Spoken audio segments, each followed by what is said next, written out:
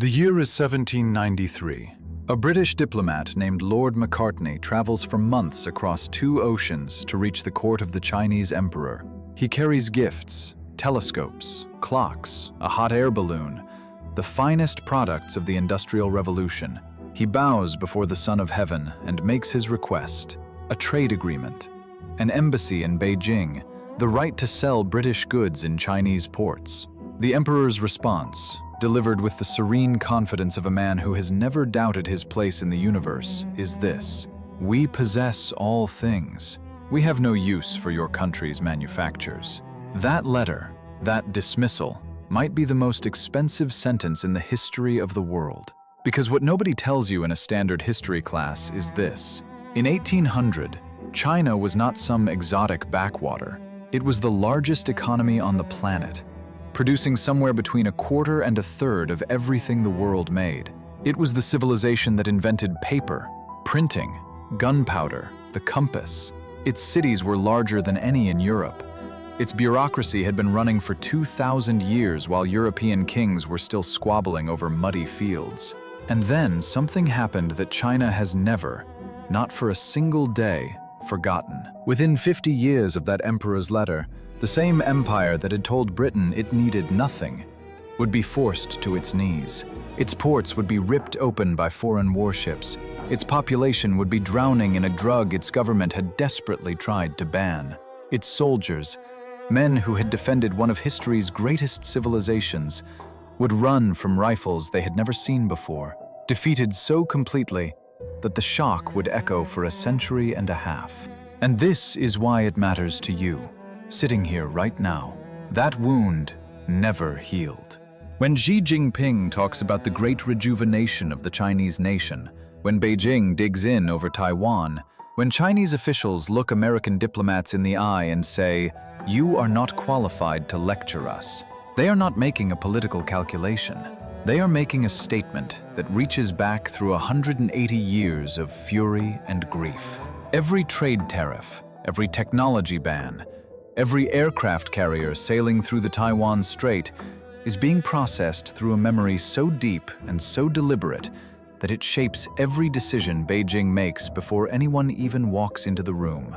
You cannot understand the world you are living in right now, the AI race, the chip wars, the confrontation building on both sides of the Pacific, without understanding how it started.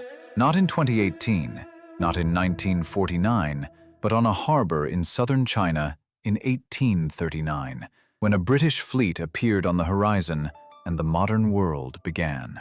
If you want to understand the single most consequential rivalry of the 21st century, stay right here. This is the story they never taught you. And before we go any further, if you are watching this and you have never subscribed, right now is the moment. Hit that button and the bell so you never miss what is coming next on this channel. Drop a comment and tell me where you are watching from and what time it is for you. I genuinely want to know. People are watching from Lagos, from Sydney, from Sao Paulo, from living rooms all across America at 2 in the morning, and that blows my mind every single time. Now, let's go back to the beginning. To understand what was lost, you have to feel what was there before it broke. Close your eyes for a moment. Or don't, actually, keep watching, but picture this. The year is roughly 1820. You are standing in the city of Canton, in the southern province of Guangdong. The Pearl River moves beneath you, wide and brown and alive. On the water, thousands of vessels, trading junks, fishing boats, flower boats where merchants entertain clients over tea and music. So dense you could almost walk from one bank to the other without getting your feet wet. The smells coming off the docks are overwhelming. Salt and fish, and the sharp sweetness of camphor wood. Bolts of silk so dense and lustrous they feel like liquid when you touch them. Ceramic glazed in colors that European potters would spend decades trying to replicate and never quite get right.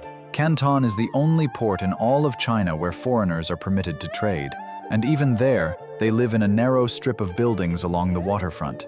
The foreign factories, they call them, pressed between the river and the city wall, not allowed to enter the city proper, not allowed to learn Chinese, not allowed to bring their wives, not allowed to stay through the winter. They come, they trade, they leave. The emperor allows it. The emperor's grace makes it possible. This is the order of things, and that order has a name. The Chinese call their empire Zhongguo, the Middle Kingdom. Not China, a name foreigners invented. The Middle Kingdom, the center, the place around which all other civilizations orbit, the way planets orbit a sun. For 2,000 years, this was not arrogance. It was simply an accurate description of the world as it existed. China was the source of goods the world wanted and could not make. Silk, porcelain, tea. It was the destination of silver from the Americas, of tribute missions from Korea, Vietnam, Tibet, Burma. When a foreign ruler wanted to trade with China, he sent a mission that bowed before the emperor and acknowledged Chinese supremacy. This was the tributary system. This was how the world worked. But something about a civilization so confident in its own centrality, it stops watching the edges. Out at those edges, something extraordinary was happening. In a cold, rain-soaked collection of islands off the northwest coast of Europe, a transformation was underway that no one in Beijing was paying nearly enough attention to. Factories were rising. Steam engines were pulling coal from the earth and turning it into motion. British ships were being refitted with iron hulls and cannon that could fire faster and farther and more accurately than anything that existed in the world before. The British East India Company, a private corporation with its own army, its own navy, its own foreign policy, had already consumed the Indian subcontinent. It was looking east, and it had a problem. The problem was silver. The British loved Chinese tea, absolutely obsessed with it. By the early 19th century, Britain was importing tens of millions of pounds of tea per year, and China would only accept payment in silver, hard currency, the metal itself, which meant silver was flowing out of Britain in a constant river, out of London, across 2 oceans, into the vaults of the Qing Dynasty. The trade imbalance was staggering. The British were hemorrhaging wealth to a country that wanted nothing they made. So the East India Company tried. It sent ships loaded with British woolens. China didn't want them. The climate was wrong. It offered British clocks, scientific instruments, mechanical wonders. China found them amusing curiosities, but had no need for them. The emperor himself had said it. We possess all things, except there was one thing China did not have. One thing the company had in almost unlimited supply, growing in the fields of Bengal, processed in company warehouses in Calcutta, and moving on company ships across the Bay of Bengal toward the coast of southern China. Opium. The British East India Company, again, technically a private company, though one backed by the full power of the British Crown, began flooding China with processed opium. Not because there was demand. Initially, there barely was, but it created demand. It cultivated it, port by port, merchant by merchant, family by family. Opium dens appeared in Canton, then spread north. By the 1830s, the flow had reversed. Now silver was pouring out of China and into British pockets, because Chinese buyers needed opium, and there was only one reliable supplier. Think about what that means for a second. A foreign corporation, operating out of a foreign country on the other side of the planet, was running a calculated, industrial-scale drug operation on the territory of the most populated nation on Earth, and doing it deliberately as a solution to a trade deficit. The Chinese government knew exactly what was happening. Officials wrote desperate memorials to the emperor describing the devastation. Villages emptied of working-age men, government functionaries showing up to their posts, hollow-eyed and trembling, soldiers who could barely lift their weapons. The empire that had once produced a third of the world's wealth was watching its silver reserves drain away and its population corrode from the inside. In 1839, the emperor sent a man named Lin Zexu to Canton with orders to stop it. Lin Zexu was not a small figure. He was one of the most capable officials in the empire, honest in a system corroded by corruption, rigorous in an administration grown soft on complacency. He wrote a letter to Queen Victoria herself, a letter that still exists. In it, he described the destruction the opium trade was causing. He appealed to her sense of morality. He asked, "If this substance is so harmful that it is banned in your own country, How can you justify selling it to ours? The letter never received a reply. Lin Zexu seized the opium warehouses in Canton. He confiscated over 1 million kilograms of the drug, a quantity so vast it took weeks just to destroy it all. He had it dissolved in massive pits dug near the shore, flushed with salt water and lime into the sea. For 23 days, the destruction went on. The smell hung over the harbor like a permanent fog. The British merchants who lost their stock screamed for compensation, and the British government, after some debate, after the Whig opposition argued passionately in Parliament that going to war over the right to sell drugs was a disgrace to civilization, sent a fleet. That fleet arrived in the summer of 1840, and what happened next shattered the Middle Kingdom's understanding of its own place in the world so completely that China is still, 180 years later, trying to put the pieces back together. The gap between the two sides was not a gap at all. It was a chasm so wide it was almost absurd. The Qing military had not fought a serious external war in generations. It still relied on traditional weapons, swords, bows, black powder muskets a century out of date. The soldiers of the Green Standard Army, which guarded the coast, wore armor that would not have looked out of place in a European painting from the medieval period. Their war junks were wooden sailing vessels that sat low in the water and carried small bronze cannon that could barely scratch the hull of a British warship. The British arrived with steam-powered gunboats, the most terrifying of them a vessel called the Nemesis, an iron-hulled ship that could sail against the wind, that could move in shallow water, that could pound Chinese fortifications from a distance that Chinese cannon could not even reach. When Qing shore batteries fired at British ships, the cannonballs sometimes simply bounced off the iron hulls and fell into the sea. The British sailors reportedly found this amusing. Province after province fell. Guangzhou, Xiamen, Ningbo, Wusong, Shanghai. With each British advance, the gap between what China's soldiers had and what they were facing became more devastatingly clear.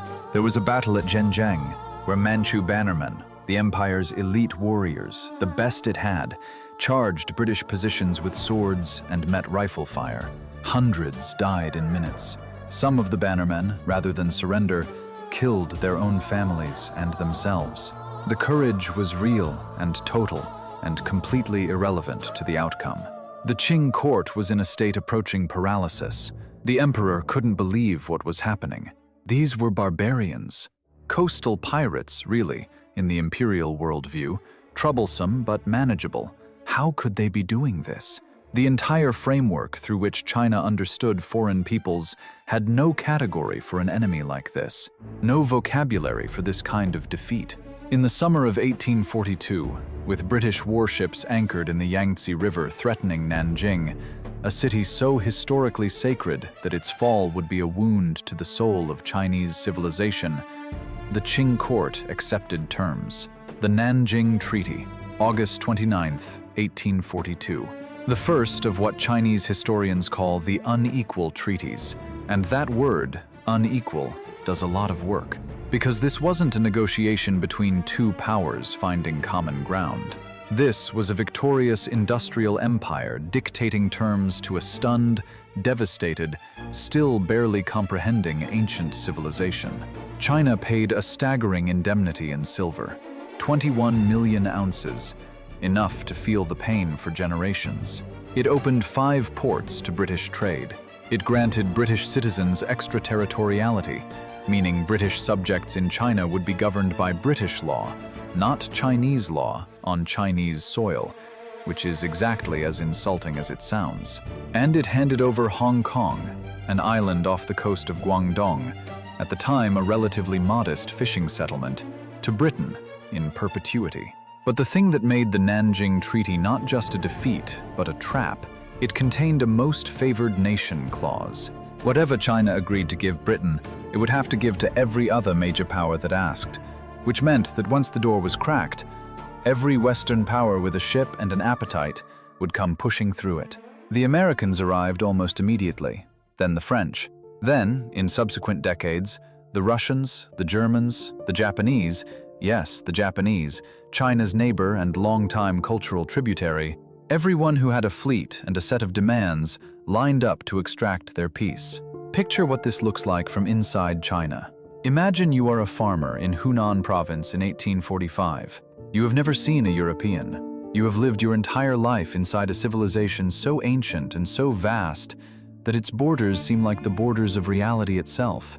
And then word comes, slowly, distorted, terrifying, that somewhere far away, the emperor has signed something, that strange foreign people now have rights in Chinese ports that Chinese people themselves don't have, that the foreign merchants in Canton can now wander beyond their little strip of waterfront and don't have to leave at winter, that something has shifted in the order of the world, something that cannot be named yet, but that feels like a crack running through the floor of everything you thought was permanent. That farmer doesn't know the word for it. He doesn't know he is living through the beginning of what will be called the Century of Humiliation. He just knows something is wrong. He just knows the sky looks different. And that feeling, that crack, that wrongness will only grow. Because the Nanjing Treaty didn't end anything. It opened a door. And through that door, over the next 60 years, would come everything China had feared and could not yet imagine. More wars, more treaties, more ports, more concessions, more humiliations, each one digging deeper than the last. And it would come with a particular cruelty. The cruelty of watching the thing happen and not being able to stop it because the tools of resistance hadn't been invented yet. And by the time they were, so much had already been taken. The opium kept flowing. That is maybe the most obscene detail of all. Lin Zexu, the man who had tried to stop it, the man who had appealed to Queen Victoria's conscience, who had destroyed 1 million kilograms of drugs in the name of his people's survival, was dismissed from office after the military defeats and sent into internal exile. Because someone had to be blamed for the disaster, and it wasn't going to be the system. Lin Zexu died in 1850, on his way to yet another posting, a man who had been right about everything and had lost anyway. The drug trade was now legal. It was written into the new treaties. The British had gone to war, in part, to protect the right to sell narcotics to China, and they had won. And now it was protected by international agreement. By some estimates, by the 1870s and 1880s, somewhere between 1/4 and 1/3 of the adult male population of certain coastal provinces was addicted. Families sold daughters to pay for the habit. Local militias, supposedly guarding villages, were too impaired to function. The empire that had called itself the center of civilization was watching its own people disappear into a fog that arrived on foreign ships and stayed forever. And then, before China had even begun to process this first catastrophe, came the Second War. The Second Opium War began in 1856 over an incident so trivial, a British-registered ship with Chinese crew, a minor dispute over a flag, that historians still shake their heads at it. But the incident was never really the point. Britain wanted more, France wanted in, and an empire that had already demonstrated it couldn't resist was in no position to say no. This time, the destruction went further. British and French forces moved north, past the treaty ports, up toward the capital itself. They attacked the Dagu forts guarding the approach to Beijing, and when those forts fell, after a battle that the Qing forces actually won the first time, pushing the Allied forces back into the sea in a moment of desperate pride, before the Allies returned with twice the strength and overwhelmed them, the road to the capital was open. The emperor fled, not defeated in battle, not captured, he simply ran. He gathered his court and retreated to his hunting palace at Rehe, hundreds of miles to the north, and from there issued proclamations about the righteousness of the Qing cause, while British and French soldiers walked through the gates of his summer residence. The old summer palace, Yuanmingyuan. If you want to understand why this story never ended, start here. The Yuanmingyuan was not a building, it was a world. 2.5 miles across, 150 pavilions, temples, libraries, throne rooms, gardens designed by Jesuit architects who blended European Baroque with Chinese classical forms into something that had no name and no equal. It had been built across 3 reigns, accumulating over a century the finest objects in the empire. Bronzes from the Han Dynasty, paintings collected by emperors who were themselves serious artists, jade carvings that had taken craftsmen their entire lifetimes, astronomical instruments, astronomical clocks, objects brought as tribute from every corner of Asia. It was a concentrated expression of Chinese civilization at its most refined and its most confident. The emperor's private world, built to make real the idea that China was the center of everything beautiful that human beings had ever made. British and French troops arrived in early October of 1860. Some accounts say the looting began before any order was given, soldiers rifling through rooms that contained objects they had never imagined existed, grabbing what they could carry, smashing what they couldn't. The formal looting came later, organized, systematic, officers taking first pick of the treasures: watches, jade, silk, enamelware, statues of gold, manuscripts, clocks, things that ended up in the drawing rooms of London and Paris and Berlin and Osaka to prove that he had been there, and can still be found to this day in Western museums and private collections. And then Lord Elgin, the British High Commissioner, son of the man who took the Elgin marbles from the Parthenon, ordered it burned. His stated reason was that the burning was a punishment aimed at the emperor, not the Chinese people, a reprisal for the torture and killing of British envoys who had been captured under a flag of truce. The logic was cold and deliberate. Destroy what the emperor loves, make clear what resistance costs. For 3 days, the palace burned. The smoke was visible from Beijing, 30 miles away. Inside the city, people watched a pillar of smoke rise and turn the sky a strange amber color, and understood, without needing anyone to explain it, that something had been destroyed that could never come back. A young palace official named Wen Shang, who would later become one of the most important reformers of the late Qing era, wrote in his diary that day with a simplicity that carried more weight than any formal lament ever could. He wrote, "The foreign soldiers have burned the garden. I sat in my rooms and wept." The Qing court surrendered. The resulting convention, the Peking Convention, imposed fresh indemnities, opened more ports, gave Britain the piece of the Kowloon Peninsula that would eventually become part of Hong Kong, legalized the opium trade permanently, and allowed British and French missionaries to operate anywhere in China with legal protection. And the emperor never came back from Rehe. He died there the following year, 30 years old, surrounded by advisors who were desperately trying to manage a situation they had no tools to manage. He had ruled the Middle Kingdom for a decade, watched it lose 2 wars to the same enemy, watched his palace burn from hundreds of miles away, and died without ever returning to the capital that was supposed to be the center of the world. The throne passed to his 2 infant sons, which meant real power passed to the 2 regents who would govern in their names. One of those regents was a woman. She had entered the Forbidden City 17 years earlier as one of 3,000 women presented for the emperor's selection in a formal consort competition. She had been chosen. She had given birth to his only son, and now, at 25 years old, she was one of the 2 most powerful people in China. Her name was Yehonala. The world would come to know her as the Empress Dowager Cixi. And the question of who she really was, what she actually believed, what she was trying to save, and what she sacrificed in the trying, is one of the most genuinely contested questions in all of Chinese history, one that the Western world got dramatically wrong for over a century and is only now beginning to reassess.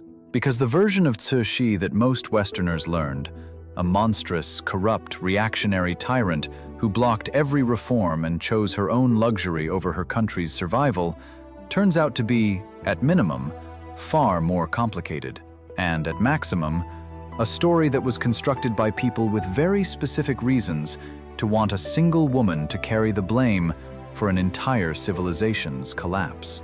The empire she inherited was not just politically weakened, it was already bleeding from the inside in ways that had nothing to do with Western pressure, from a catastrophe so enormous that most people in the West have never even heard of it.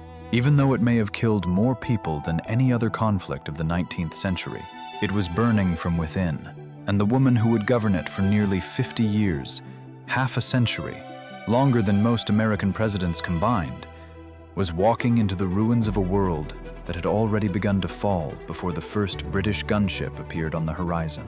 What she did next, the choices she made, the ones she got right, the ones that were catastrophically wrong, and the single most consequential bet she ever placed would determine whether China survived at all. The catastrophe had a name. The Chinese called it Taiping Rebellion, the heavenly kingdom of great peace. The name is one of history's cruelest ironies, because what it actually was the deadliest civil war in human history, possibly the deadliest conflict of the entire 19th century, anywhere on Earth. More dead than the American Civil War and the Crimean War and the Franco-Prussian War combined, and then combined again. It began in 1850 with a man named Hong Xiuquan, a failed civil service exam candidate from Guangdong who had read some Christian missionary pamphlets, suffered a mental breakdown, and emerged from it convinced that he was the younger brother of Jesus Christ. His followers grew from a handful to thousands to millions, fueled not by theology, but by genuine, bone-deep desperation. Peasants ruined by the silver drain the opium trade had caused. Farmers whose tax burden had tripled to pay the indemnities Britain demanded after the First War. Men who had nothing left to lose, and a charismatic leader telling them heaven itself was on their side. At its peak, the Taiping movement controlled a territory larger than France. Its capital was Nanjing, where Hong Xiuquan established a court that mirrored imperial splendor while preaching radical equality, common ownership of land, equal rights for women, the abolition of foot binding, the burning of Confucian texts. To Beijing, this was not merely rebellion. It was an existential assault on everything the Qing dynasty claimed to represent. The death toll from the Taiping Rebellion and the wars it set off, famines, epidemics, mass killings, sieges of cities that lasted years, reached somewhere between 20 million and 30 million people. Some historians push the estimate higher. In a country that had already been hollowed out by foreign wars and the opium trade, this was a hemorrhage from which whole provinces would not recover for a generation. Picture what that means on a human level. Not the numbers, forget the numbers for a moment, but a single village in Anhui Province, 1862. 2 years ago, there were 300 people here. Farmers, potters, a local school teacher, children who had never traveled more than 10 miles from where they were born. Now there are maybe 60. The others died in the fighting, or fled, or starved when the army, it doesn't even matter which army, government or rebel, passed through and took everything. The school teacher's house is empty. The rice paddy is overgrown. A dog nobody owns anymore moves between the ruins of walls that haven't been rebuilt. The 60 survivors plant what they can, pray to ancestors who seem to have stopped listening, and try to remember what normal felt like. Multiply that village by 10,000. That is what was happening to China while Britain and France were staging their second war in the north. And something that the Western history books almost never emphasize. The Taiping Rebellion was finally crushed in 1864, not by the Qing Imperial Army alone. That army was broken, but with decisive assistance from Western-trained and Western-led forces. A mercenary army, commanded by an American adventurer named Frederick Townsend Ward, and then, after Ward was killed, by a British officer named Charles Gordon, who would later die at Khartoum and become a Victorian hero. The same powers that had been cracking China open from the outside were now helping to hold it together on the inside, for their own reasons. Because a completely collapsed China was harder to profit from than a weakened but functional one. The relationship between China and the West had become something genuinely new and genuinely grotesque, an extractive partnership, where the Western powers needed China to survive, just not too well. Cixi understood this. That is one of the things that makes her such a complicated figure to judge. She was not ignorant of the reality around her. She had grown up inside the imperial system, had watched the catastrophes of the 1850s and 1860s from inside the Forbidden City, had felt the smoke from the Yuanmingyuan reach even the inner palaces. She knew what was at stake. And in the years after the Taiping Rebellion was crushed, she supported, quietly, cautiously, but genuinely, a movement that historians call the Tongzhi Restoration, or the self-strengthening movement. The idea was simple and urgent. China needed to learn from the West, not its values, not its philosophy, never that, but its technology, its weapons, its ships, the physical tools of power. Shipyards were built, arsenals were established, young men were sent, carefully selected, closely watched, to study in Europe and America. The Fuzhou Naval Yard, opened in 1866, was a serious industrial operation, designed with French assistance, staffed eventually by Chinese engineers. The Jiangnan Arsenal in Shanghai manufactured rifles and cannon, and translated Western technical texts into Chinese. For a brief, tantalizing moment in the 1870s, it looked like the self-strengthening movement might actually work, like China might find a path back. The test came in 1884, and it was a disaster. France, expanding its empire in Southeast Asia, moved against Vietnam, a country that had been a tributary state of China for centuries, a relationship both sides understood as a defining marker of Chinese regional supremacy. China went to war to defend it, and the war revealed, in the space of a single afternoon, exactly how hollow the self-strengthening movement had actually been. On August 23, 1884, a French naval squadron sailed into the harbor at Fuzhou, the very harbor where the Chinese modernization project had been most proudly centered, where the new shipyards stood as the physical proof that China was catching up. The French fleet opened fire. In less than an hour, the entire Fuzhou naval squadron was destroyed.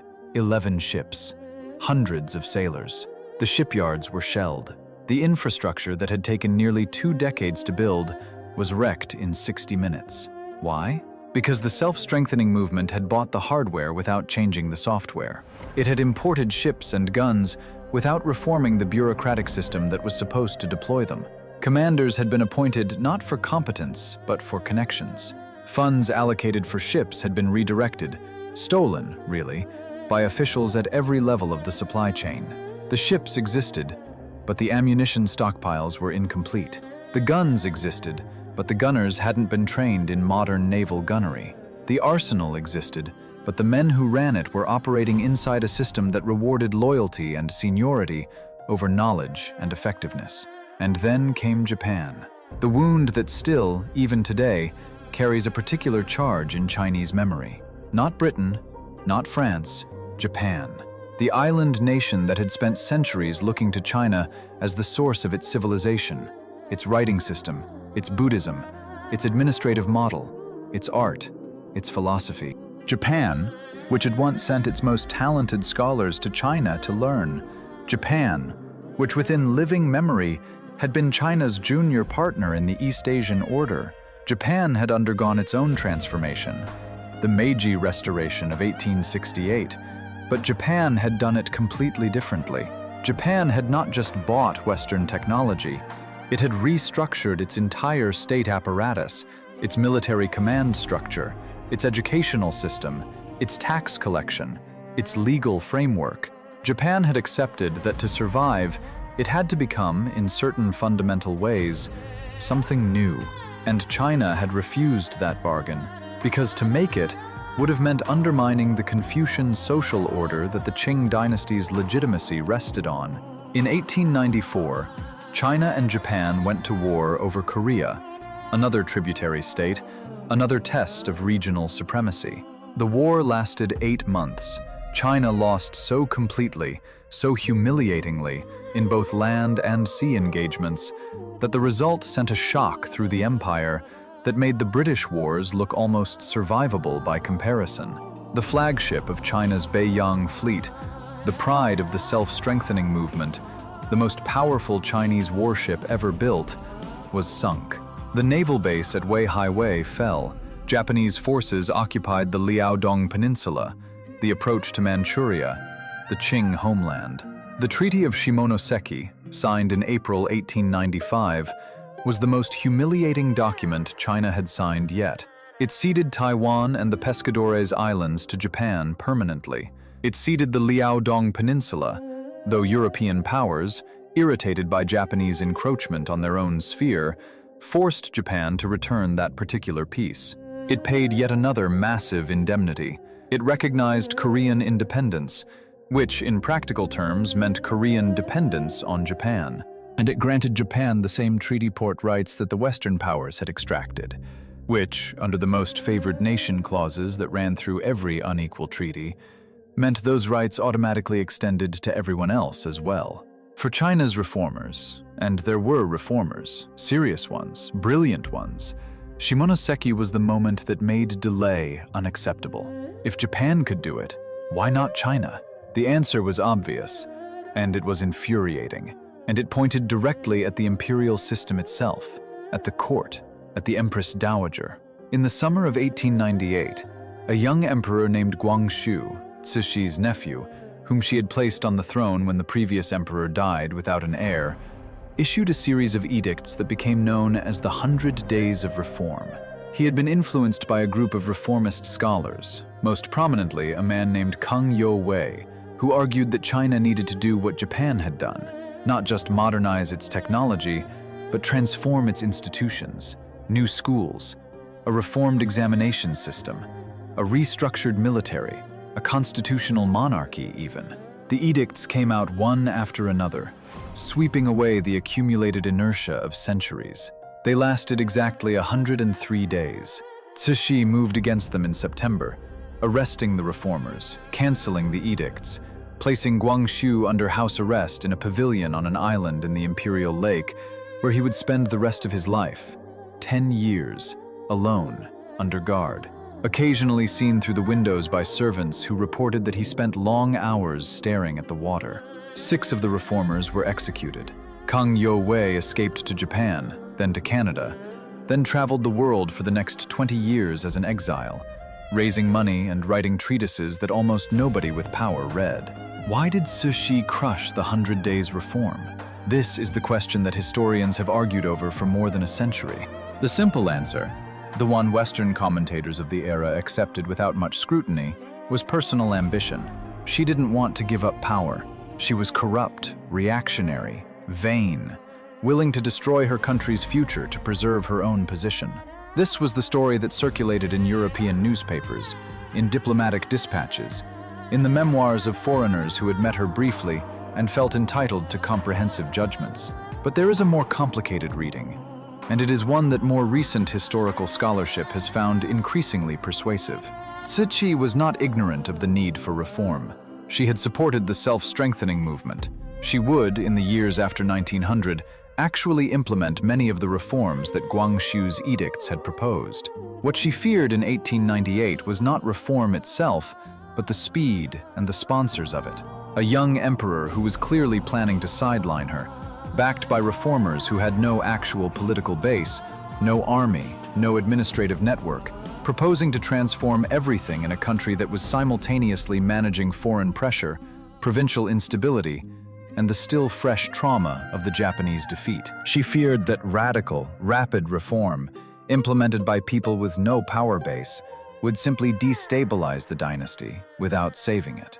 Whether she was right is genuinely unknowable, because what she chose instead led to something so catastrophic that it rendered the question almost moot. She chose the Boxers.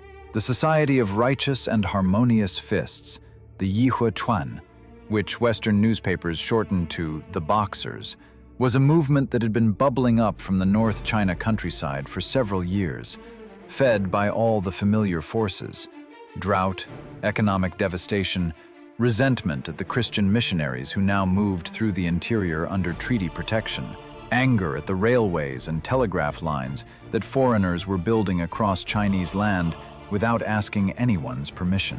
The Boxers practiced a form of martial arts ritual that they believed made them invulnerable to bullets. They moved through villages demonstrating their immunity, recruiting, burning churches, killing Chinese Christians, and moving toward the cities with a momentum that the local authorities found it easier to accommodate than to oppose.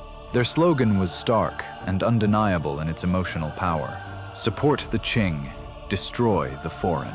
Cixi, watching her options narrow, made the decision that every serious historian of this period describes as the single greatest political miscalculation of her long career. She decided to use them. In June of 1900, with Boxer forces flooding into Beijing and surrounding the foreign legation quarter, a walled compound where the diplomatic missions of the Western powers and Japan were concentrated in the southeastern corner of the capital, Zhu Xi issued a formal declaration of war against 11 foreign powers simultaneously. She had received reports from provincial governors, apparently falsified, claiming that the foreign powers were planning to demand her removal and the restoration of the Guangxu emperor. She believed, or chose to believe, that war was unavoidable anyway, and that the Boxer movement represented the only available weapon. The foreign legation compound held out for 55 days. Behind its walls, diplomats, missionaries, Chinese Christians, and foreign Marines weathered a siege in the summer heat of Beijing, building barricades out of furniture and sandbags, rationing food, sleeping in shifts, listening to the Boxer drums and the intermittent artillery fire, not knowing whether relief was coming or whether they were going to die in that compound in the middle of China's capital. Some historians have argued that if Zhu Xi had really committed full military force to the siege from the beginning, the legations would have fallen in a week. The foreign forces inside numbered in the hundreds. The Qing army numbered in the tens of thousands. That the compound survived at all suggests that some part of the court, perhaps Zhu Xi herself, was already hedging, already calculating what the cost of actually killing the Western diplomats would be, even while the formal declaration of war hung in the air. It didn't matter. The international response was the thing that ended it. 8 nations, Britain, France, Germany, the United States, Japan, Russia, Italy, Austria-Hungary, assembled a military expedition, the 8-Nation Alliance, and marched on Beijing. Around 20,000 troops in total. They fought their way up from the coast, through the Dagu forts, through Tianjin, up the road to the capital. The Qing forces and the Boxers tried to stop them. At every engagement, the gap between the two sides, the same gap that had existed in 1840, that the self-strengthening movement had tried to close and hadn't, reasserted itself with the same terrible arithmetic. The alliance entered Beijing on August 14, 1900. Zhu Xi fled. In the early morning hours before the alliance forces reached the Forbidden City, she disguised herself as a peasant woman, she who had been the most powerful person in China for 40 years, who had never in her adult life appeared in public without the full ceremonial weight of the imperial court arrayed around her, and left Beijing in a cart, heading west. With her, she took the emperor she had placed under house arrest, the nephew she had caged on an island in the imperial lake, because she could not leave him behind to become a foreign puppet. She was 65 years old. She had not left the Forbidden City in years. She rode west through the dust and the August heat in a farm cart, and the people who saw her on the road had no idea they were looking at the Empress Dowager of China. She looked like any other refugee. Behind her, the 8-Nation Alliance entered the Forbidden City. These photographs exist. This is important to say out loud. These photographs exist, and they are in Chinese history textbooks to this day. And every Chinese person who has gone through the national education system has seen them. Western and Japanese soldiers in the tiled courtyards of the Forbidden City, courtyards where for 5 centuries no foreigner had set foot without the emperor's explicit permission, where the rituals of Chinese imperial civilization had been performed with an unbroken continuity that represented the longest-running political tradition in human history. The soldiers are relaxed. Some are smiling. Some are sitting on the steps of the pavilions, the great red lacquered columns rising behind them. Some are posing with their weapons.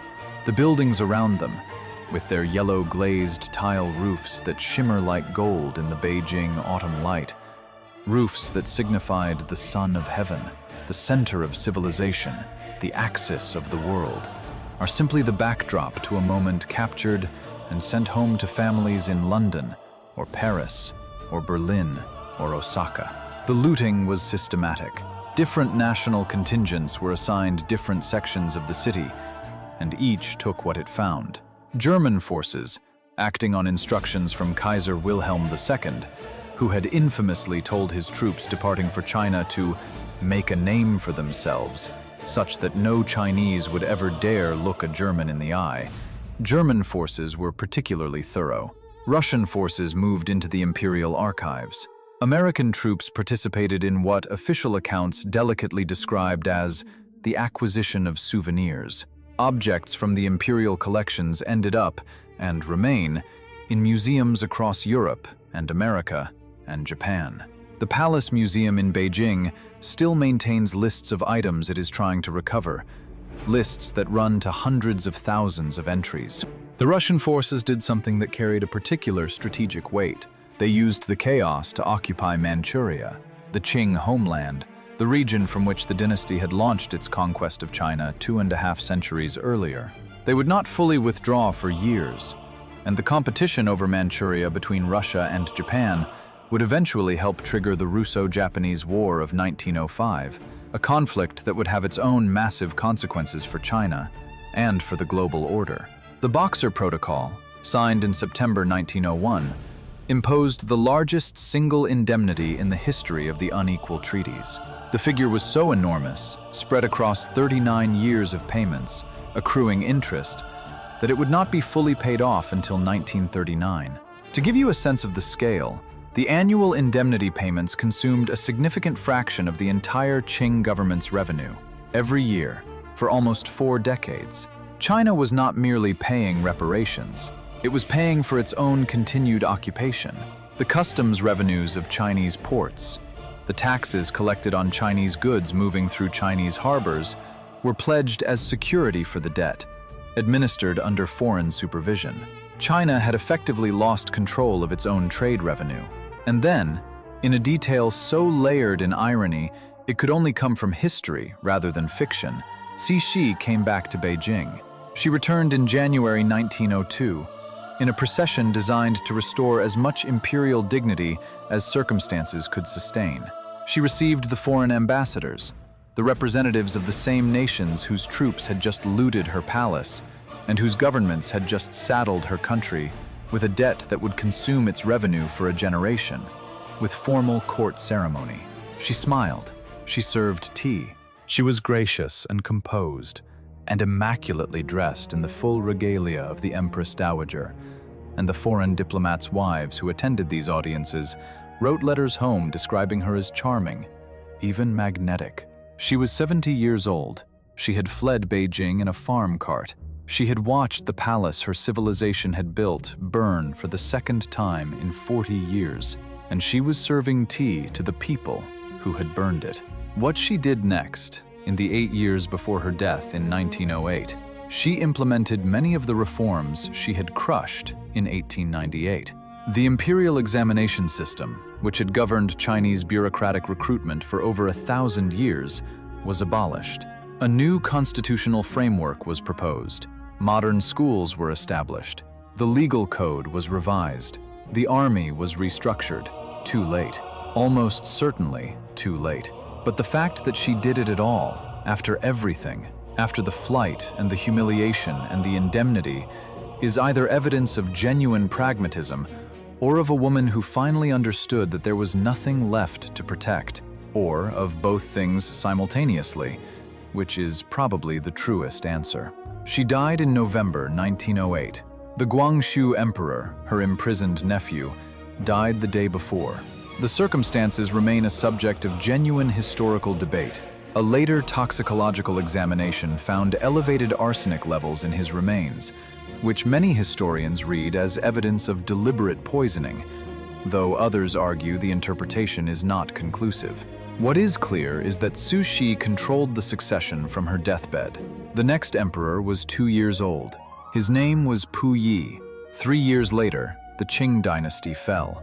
The revolution of 1911, the Xinhai Revolution, ended the dynasty that had ruled China since 1644. It ended the imperial system itself, the system of governance that had run in an unbroken line through different dynasties for over 2,000 years. The last emperor, Puyi, abdicated in February 1912. He was 6 years old. The eunuchs who served him in the inner palace were so sheltered from outside reality that many of them did not understand what abdication meant. The world outside the Vermilion Walls had changed so completely that the people inside them could not recognize it. The Republic of China was proclaimed, and immediately began to fail. The man who led the revolution, Sun Yat-sen, was a genuine visionary with almost no real power. He controlled no army, no tax base, no functioning administrative structure. Real military power fell almost immediately to a general named Yuan Shikai, who had his own ambitions, and within a few years, China had fragmented into the era of the warlords. Regional military commanders who controlled their own territories, taxed their own populations, fought their own wars, and left the idea of a unified Chinese nation as exactly that, an idea, not a reality. China had gone from the Middle Kingdom to a failed state in the space of 70 years. From the largest economy on the planet to a territory parceled out among foreign powers and domestic warlords, its ports controlled by foreign customs administrations, its drug trade written into international law, its imperial palace looted twice, its people bearing the weight of debts imposed by the nations that had defeated it in wars fought over the right to sell it narcotics. The Century of Humiliation.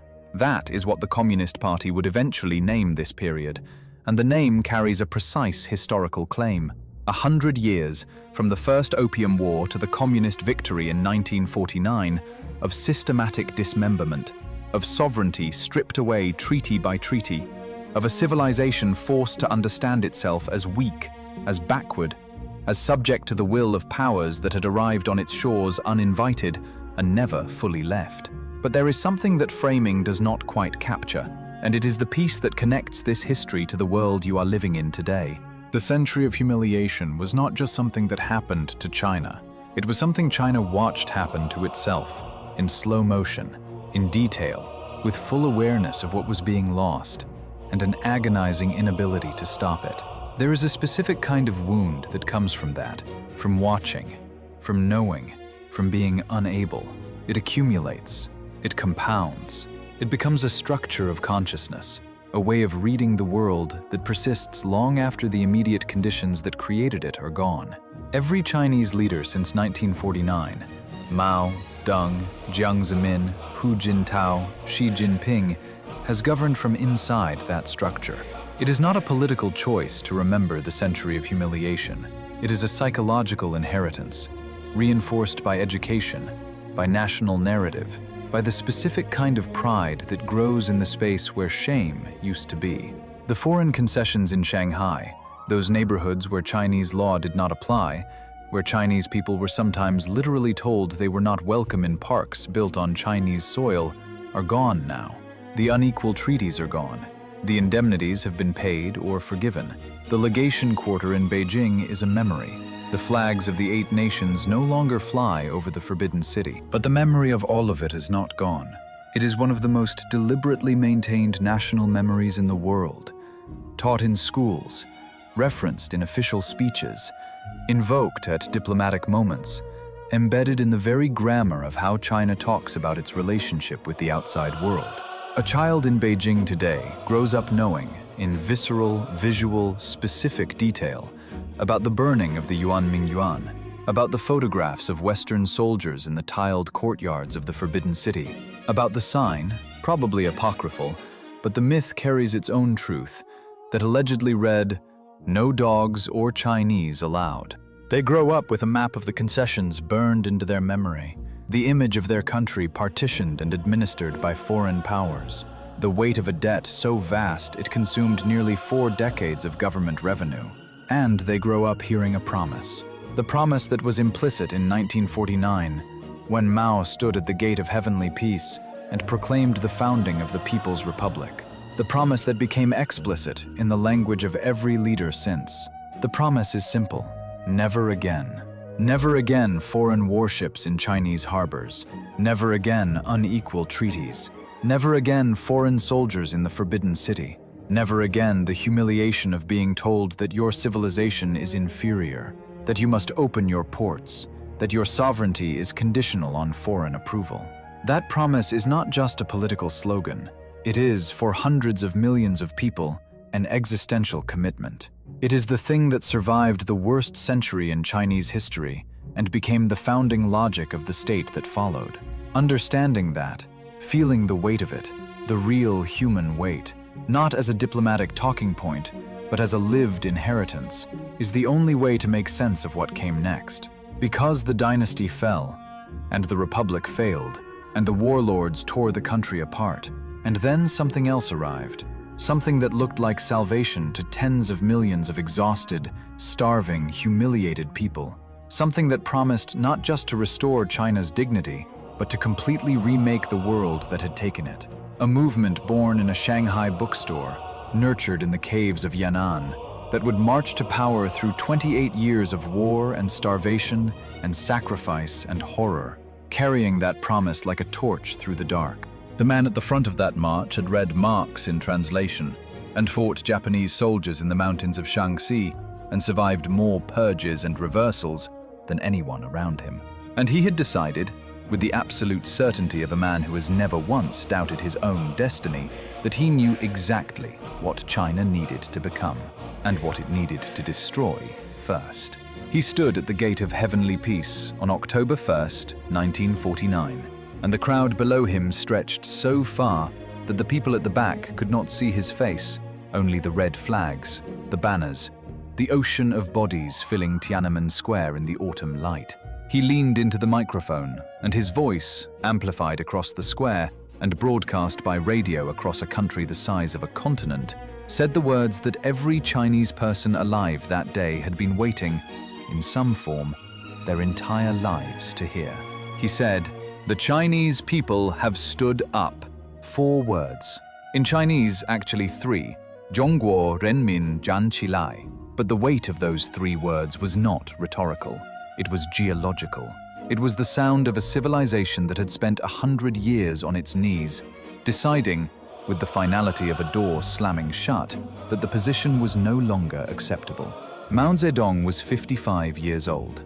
He was a peasant's son from Hunan province who had become one of the most consequential human beings of the 20th century through a combination of genuine intellectual force, absolute ruthlessness, physical endurance that bordered on the supernatural, and a quality that is very hard to name, but that everyone who ever stood in a room with him described the same way, the sense that he had already decided the outcome and was merely waiting for history to catch up.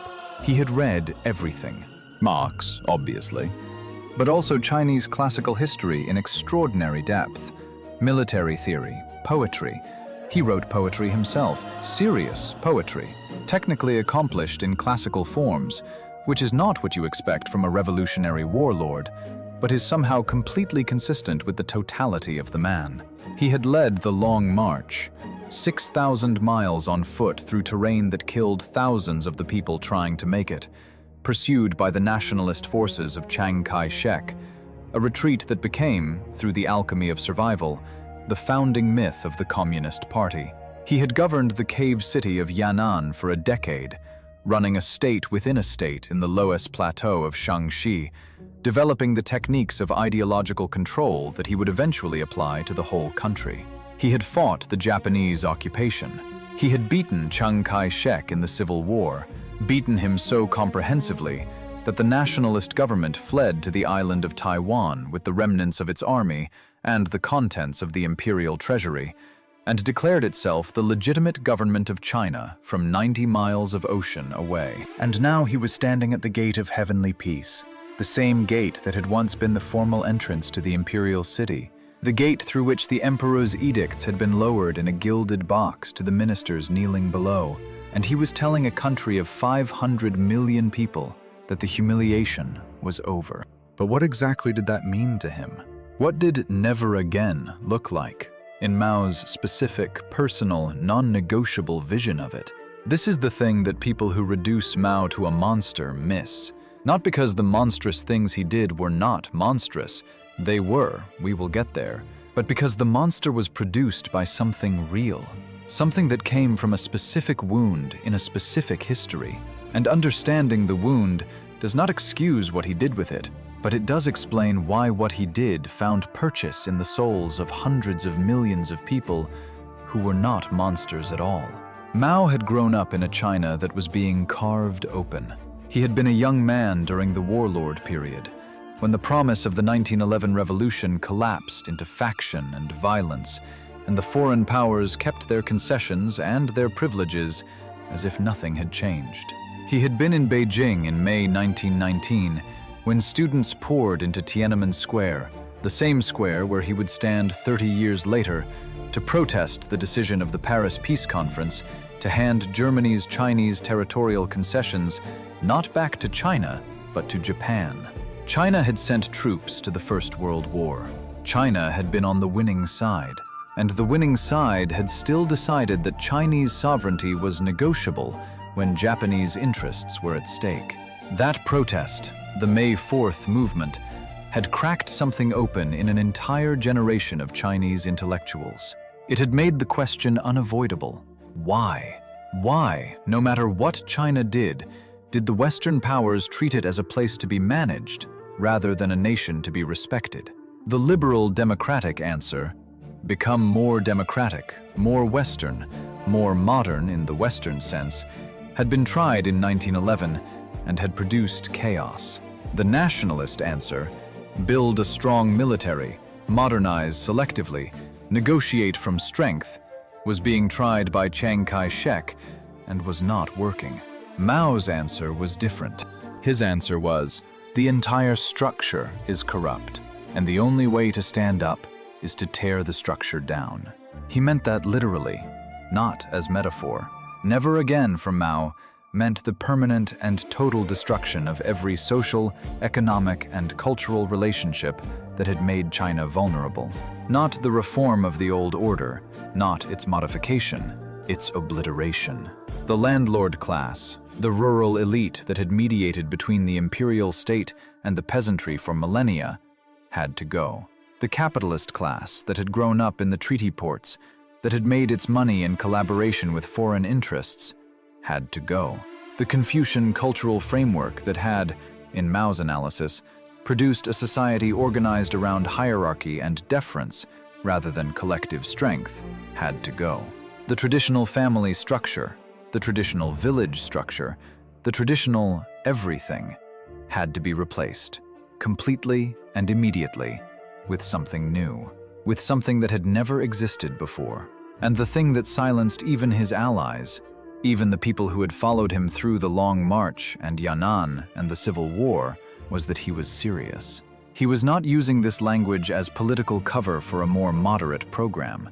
He was not going to govern through the existing structures while making gradual adjustments. He meant every word of it. He had the patience to wait when waiting served the purpose, and the absolute willingness to move at a speed that left everyone around him gasping when the moment came. The moment came immediately.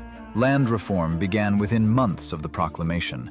Across the Chinese countryside, in village after village, the Communist Party organized what were called struggle sessions, public meetings where the local poor would gather to confront the local landlords, to name what had been done to them, to demand an accounting. These sessions were not trials in any legal sense. They were theater, deliberately designed theater, in which the social order of centuries was inverted in a single afternoon, in which the person who had held power was made to kneel in the dirt and answer to the people he had exploited.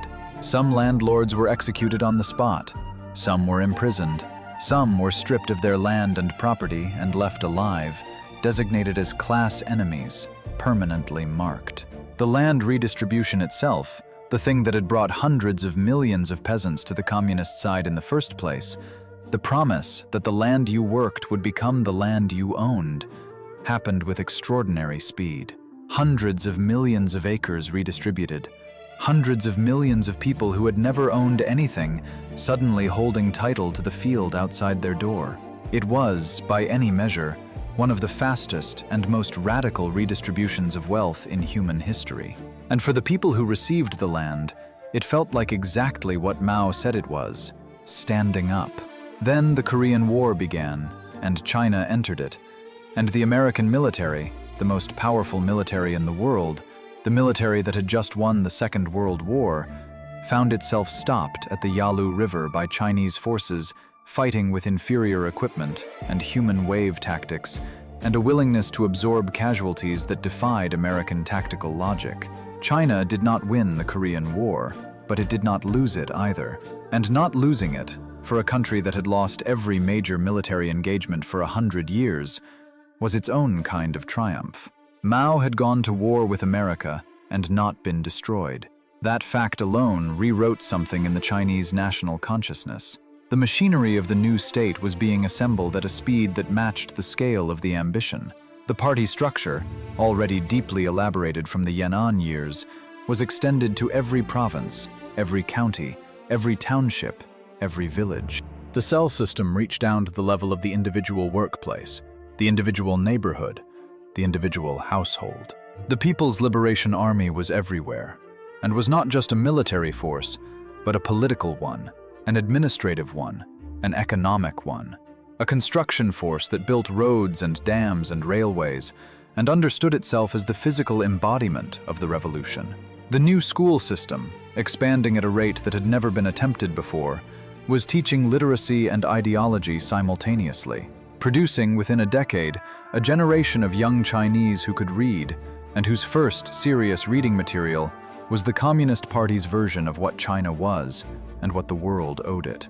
The sheer administrative achievement of this, taking a country of 500 million people, a country that had been in various states of civil war and foreign occupation for decades, a country with a literacy rate below 20%, a country with no functioning national infrastructure, no unified currency, no reliable food distribution system, and turning it into a functioning state in the space of a few years is something that gets lost in the reckoning with everything else Mao did.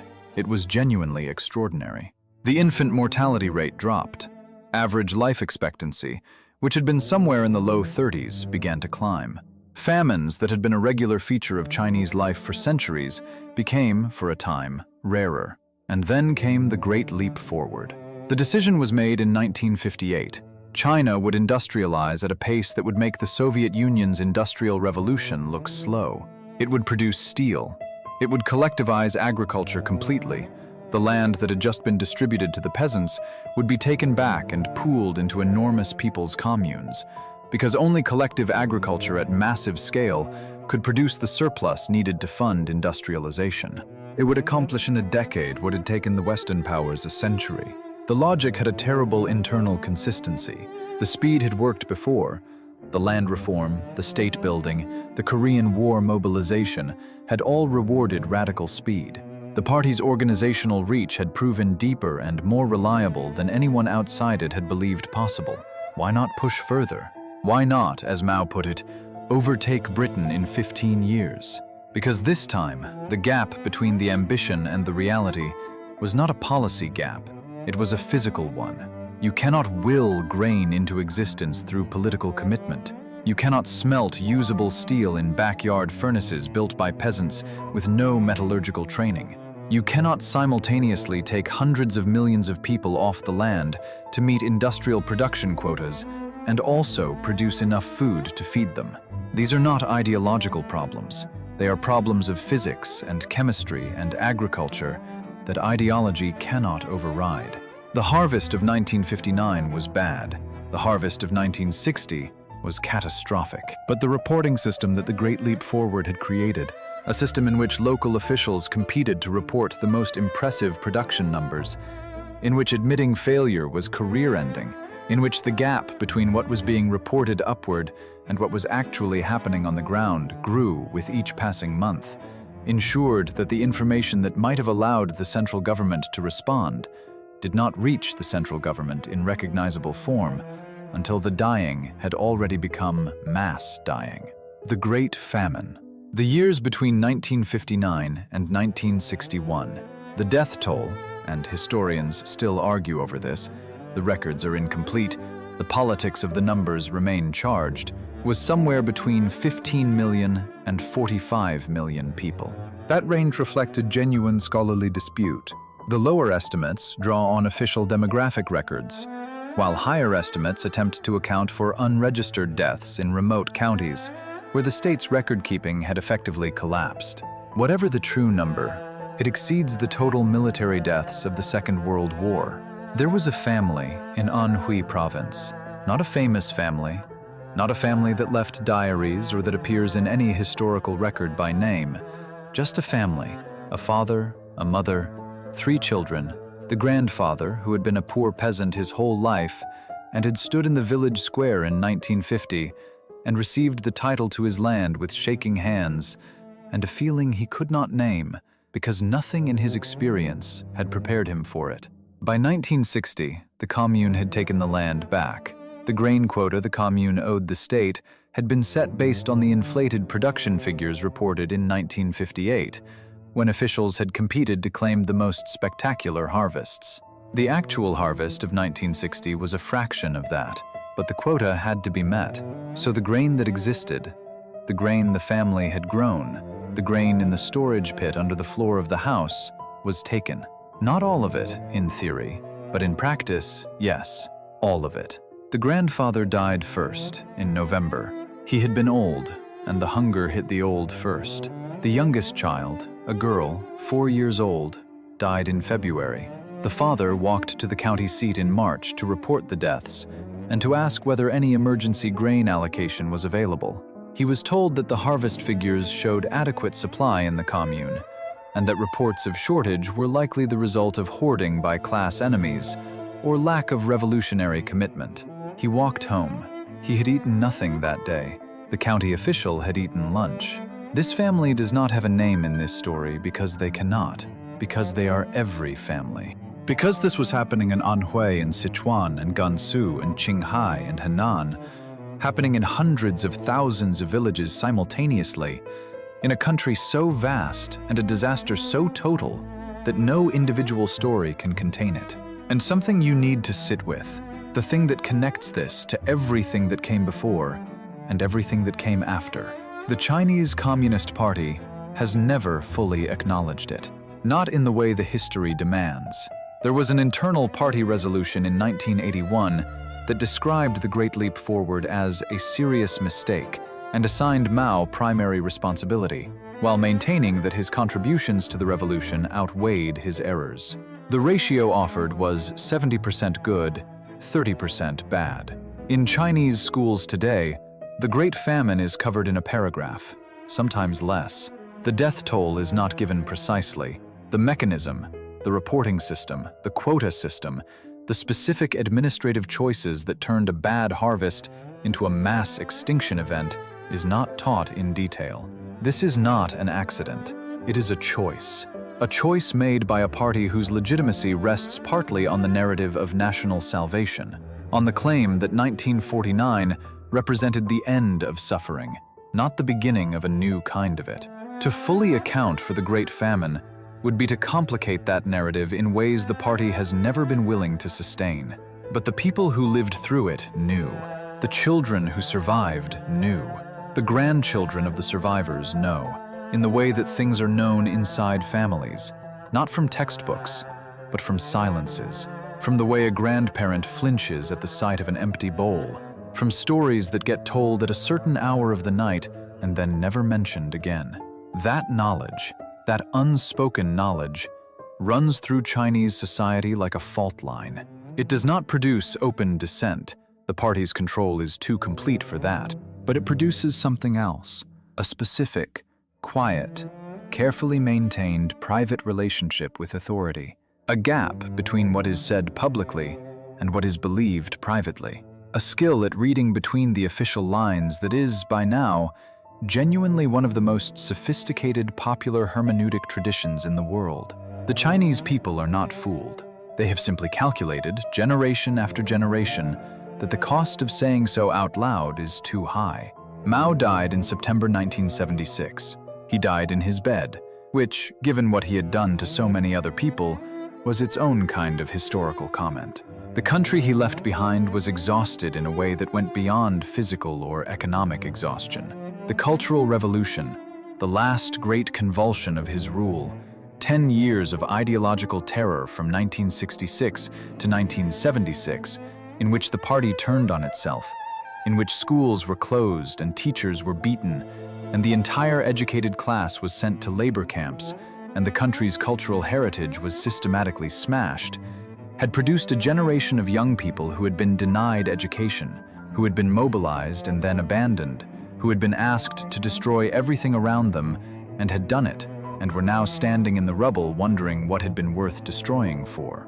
The man who came after him had been through all of it. He had been purged twice, sent to work in a factory in the countryside, watched his son thrown from a window by Red Guards, brought back from political exile to find a country that had been running on ideology for so long that the basic mechanisms of production had nearly stopped functioning. He was 4 feet 11 inches tall, and he had survived everything, and he was very possibly the most consequential economic policymaker of the 20th century. Deng Xiaoping did not make a dramatic speech. He did not stand at the gate of heavenly peace.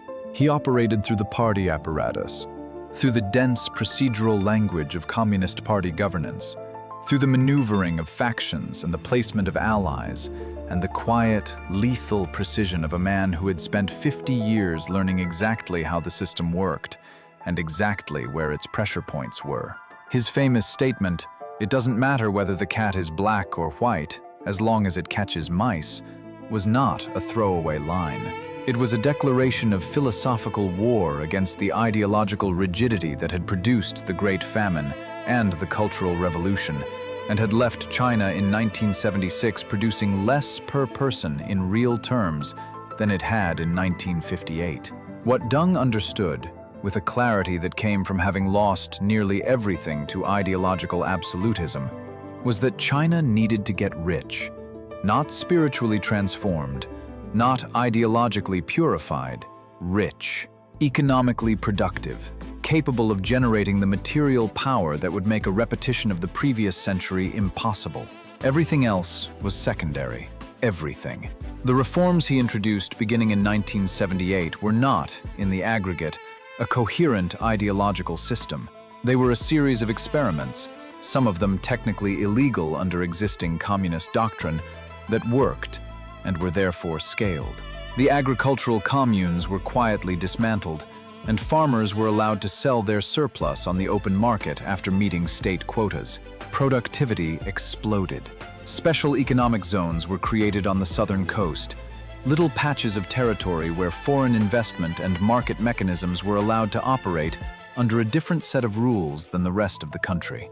One of them was in Guangdong province, close to Hong Kong. It was called Shenzhen. In 1980, it was a fishing village of 20,000 people. By the end of the decade, it was a city. By now, it is one of the largest manufacturing centers on the planet. The speed of what happened next is almost impossible to convey through individual facts. The Chinese economy grew at rates that economists had no precedent for. Sustained growth, year after year, decade after decade, at a pace that the World Bank's own models suggested was not possible for an economy of that size and starting condition. Hundreds of millions of people were lifted out of poverty, the largest and fastest poverty reduction in human history. The factories that appeared in the Pearl River Delta and the Yangtze Delta drew workers from the interior at a scale that dwarfed any previous human migration. Young men and women from Sichuan and Henan and Hunan walking off the land their grandparents had died for, and boarding trains for cities that hadn't existed 20 years earlier. This was not an accident. It was not the invisible hand of the market operating freely. It was the visible, deliberate, strategically directed hand of a Leninist party state that had decided to use capitalism as a tool while keeping political control absolutely intact. Foreign companies were invited in, but they had to partner with Chinese firms, had to transfer technology, had to train Chinese workers, had to operate under conditions that ensured the benefits flowed primarily to the Chinese economy rather than out of it. The playbook was almost exactly what Japan and South Korea had done in their own economic miracles, but at a scale that made those miracles look like rehearsals. And underneath all of it, beneath every special economic zone and every joint venture agreement and every technology transfer requirement, ran the same current that had been running since 1839, the memory of what it had cost to be weak, the absolute, non-negotiable commitment to never being in that position again. This is where the story stops being history and starts being today.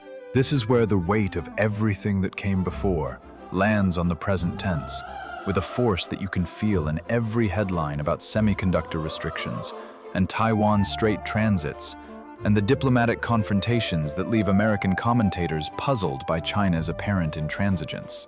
It is not intransigence, it is memory. It is a state that has run the calculation over and over across generations of leadership in the light of what happened between 1839 and 1949, and concluded that every concession is the first step on a path that ends in a farm cart fleeing Beijing in the dark.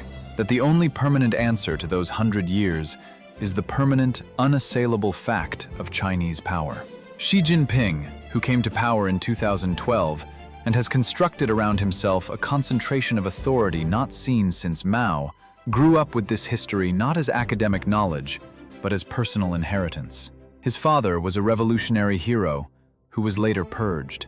Xi himself was sent to the countryside during the Cultural Revolution as a teenager, spent years in a cave dwelling in Shaanxi, applied for party membership multiple times before being accepted. He has described that period not as trauma, but as formation. He emerged from it with a relationship to Chinese history that is, in the most literal sense, embodied, felt in the bones, not merely understood in the mind. When he speaks of the great rejuvenation of the Chinese nation, the phrase carries a specific technical meaning in the party's narrative framework: the restoration of China to its natural and rightful place as a great power after the interruption of the Century of Humiliation. Not domination of the world, not the American model of global hegemony, something more specific and in some ways more intractable: the simple insistence that China will not again be subject to the will of outside powers, that its sovereignty is not conditional, that its technology, its economy, its military capacity will reach the level at which no one can make the calculation that coercion is worth attempting. The chip war is this. The Huawei sanctions are this. The confrontation over Taiwan, an island that the Chinese government has claimed since 1949, an island that the nationalist government that fled there has its own unresolved claims about, an island whose population has developed its own distinct political identity over 70 years of separation, is this, in the most concentrated possible form. Taiwan is not just a strategic asset to Beijing, it is the last unhealed wound of the Civil War. It is the piece of the story that hasn't been resolved, and the insistence that it will eventually be resolved, on Chinese terms, is not a negotiating position. It is the expression of something that runs deeper than policy, the need to close a chapter that has been open, festering, for 3/4 of a century. You are watching this from your couch, or your bed, or your office, and the confrontation between the United States and China probably looks, on most days, like a trade dispute, or a technology competition, or a geopolitical rivalry of the kind that great powers have always had. And it is all of those things. But it is also something that none of those framings fully captures. It is a civilization that was broken, on purpose, by forces that are the direct ancestors of the institutions you live inside: the financial system, the international legal order, the network of alliances and trade relationships that constitute what we call the Western-led world, and that has spent 170 years deciding what it is willing to do to make sure it never happens again. The decisions that emerge from Beijing are not made in a vacuum of pure power calculation.